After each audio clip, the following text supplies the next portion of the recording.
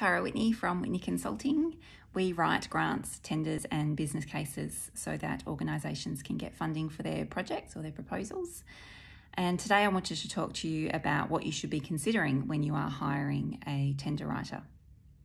So many organisations submit tenders, government tenders, to get work, and it's on an ongoing basis. So winning a tender is incredibly exciting, and it's very worthwhile for your organisation because it gives you ongoing work in many cases.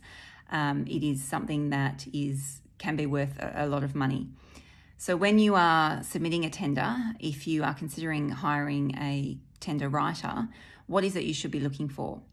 So I suppose the first thing to consider is whether or not you want to hire a tender writer. And not all organisations do. Some of them do it in-house, whereas others will subcontract that. And I guess the thing to consider there is whether or not you have the staff to be able to allocate them to it. Writing a tender is a considerable amount of work. It will take them away from their day job. And when you are writing a tender, you don't want to be distracted. So it is something where you have to really get your head into the criteria. There are some parts of a tender which are pretty much just copy and paste your ABN, all that sort of thing, that's fine. But once you get to the actual selection criteria, you really need to be have your head in the game. You really need to be focused. You need to have reviewed that request for tender really well, to have it all in your head, to know the terminology that they're using, all of the things that they're trying to achieve, and what the question is asking, and make sure you capture everything about your organisation that they need to know in your response to that question. So it's something that you need to give your staff the time to do. You can't be having them do it as just part of their daily work and have them being called away and have people coming to their desk and asking them questions and getting phone calls. It will detract from the quality of the work that they do. If you're going to do that, give them time to go and sit away and do the tender. So if you don't have the time or resources to have that happen, then you may want to consider outsourcing it. Also, if you are going to be applying for more than one tender in the future, it's probably worth getting your first one outsourced, so to a professional tender writer, so that you've got a really good quality template to go from. And then your employee can look at that tender template and can copy it and can just use that as a basis for future tenders. So it would be worthwhile doing it in that case. The other thing to consider is whether or not you have the ability to be objective. So a benefit of hiring a tender writer is that this person can question everything. So you understand your processes and your procedures and everything so well that you won't necessarily know if it's not clear to somebody from the outside reading it. Whereas a tender writer doesn't know your organisation, they need to ask those questions. So if you provide them with information and you say, this is how we do it, a tender writer might say, I really don't understand why you would do it that way. That doesn't make any sense to me. You then explain it to them, and through that, there can be some absolute gold come out. Oh, well, we do it this way because of X, Y, and Z.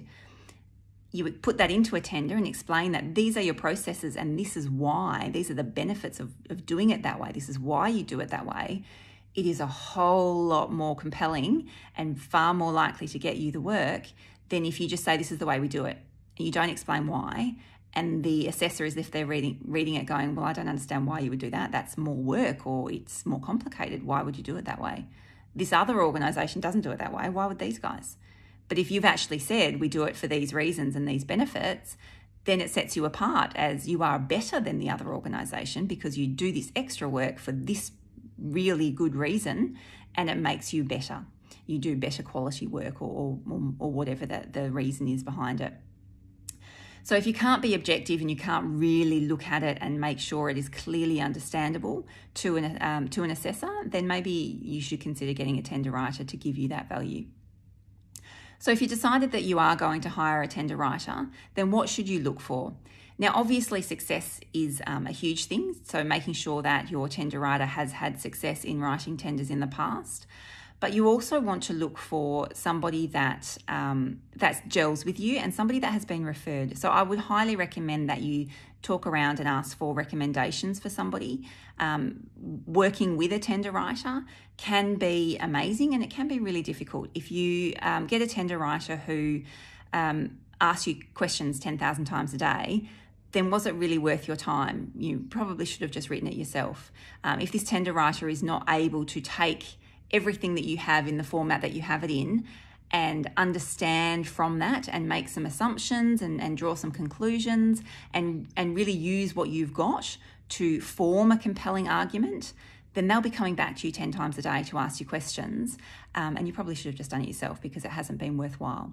So I really recommend that you find somebody who has worked with that person before. If you can't find any recommendations, then ask the tender writer to provide some for you. So ask them to give you the contact details of somebody that they've worked with or a few people that they've worked with. And that way you can go to them directly and ask them to be extremely honest and let you know how was it working with that person.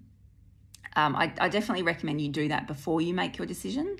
And also another thing to ask them is whether they've had experience not just applying for tenders, but whether they've actually had experience assessing them and working in government. Because government speak is a real thing, and it's something that if you have been on the other end, if you've worked in government, you know how to do it really well. You really understand what they're asking for. You understand how to speak in that term and how to write in those terms. And it gives you a bit of an edge if you have been in government before. So somebody who has been in state government, if it's a state government tender that you're applying for, would be very handy to have as your tender writer. So that's another question to ask them. If they've been in procurement, even better. So if they've actually worked in government procurement, then they really do understand. They've actually assessed tenders before. They know exactly what the assessors are looking for, what the red flags would be, and what they need to say or not say in order to catch attention and win that tender. So I hope this helps you if you're deciding whether or not to hire a tender writer, or if you are hiring a tender writer, I hope it helps you to give you a couple of questions to ask in making your decision as to who you choose. If you have any questions, don't hesitate to ask. Please come and ask me for recommendations. I can give you a bunch of people that we've written tenders for before, and you're welcome to give them a call. Anybody that we've worked with, you're welcome to give them a call. So we have some on our website. If you're interested, we have some past successes and past work that we've done on our website, whitneyconsulting.com.au. That's also where you can book a call with me if you want to have a chat, or you can send me a message, whitney consulting.com.au. Thank you.